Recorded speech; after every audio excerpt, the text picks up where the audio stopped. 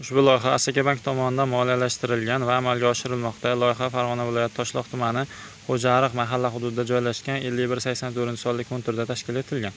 Maydon hajmi 8 gektar bo'lib, ushbu hududda manzarali va mevali hamda gul ko'chatlari ekilgan. Hozirgi vaqtda manzarali va mevali hamda gul ko'chatlari o'sish bosqichida, ekinlarni yetishtirish muddati 235 kun tashkil etadi. Loyiha Asakabank tomonidan to'liq qo'llab-quvvatlanmoqda. Loyiha doirasida 13 ta dehqon xo'jaliklari faoliyat olib bormoqda. Har bir dehqon xo'jaligi uchun o'rtacha 62 sotidan yer maydoni ajratilgan.